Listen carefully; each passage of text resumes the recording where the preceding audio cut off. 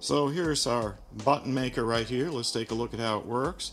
This is the die mechanism down here in the sliding table, and then up here we have the lever that you pull down on to make the button, and it's a two-stage process. Okay, so the first thing we do is put in one of our button blanks. This is just a thin metal blank. I'll lay that in there. Now we put on our artwork, whatever that might be. Lay that in there. Okay, and on this artwork, make sure that it's the same size as the plastic disc that's going to go on next. So you can just kind of gauge that when you print it out to make sure it's the same size or a little bit less if you want to with a plastic disc. And this is important. Don't use paper that's more than 20-pound paper. And that has to do with the thickness. If it's too thick, it won't work. So 20-pound or less on the paper thickness. If you use 24, it'll fail, and you'll end up with something that looks like this, where the plastic and the paper did not go underneath the rim of the button.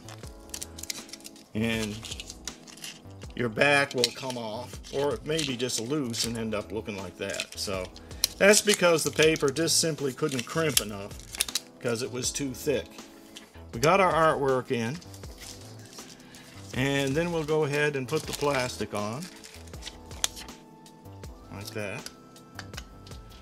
Now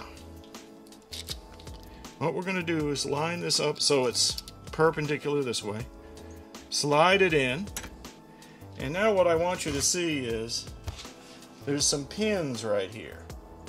And you want this pin to be underneath the rim like that, just underneath the rim, and this one all the way over to the left in the hole here, because we want to keep these two plates separate, and these three pins that are underneath here, since they're not going through the holes now, we'll keep these separate.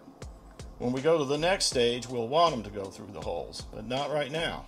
Okay, next we put in our button back. And you can just make sure that you trim off these burrs. There should be at least one burr on every button back that you can just trim off there and make it nice and smooth. Okay, now lay that into the holder. And now you're ready for the second stage, but we're going to go ahead and crimp the first stage. Make sure the bottom die is in alignment with the top ones. And then go ahead and crimp it. Alright, now when you slide this over, you'll notice it's like a magic trick. The button is no longer here. It's up underneath, stuck up underneath. Now when we line it up, we want this pin to be over on the right side, and these three pins able to go through the holes. So these two pieces will come together. Okay, let's go ahead and finish it.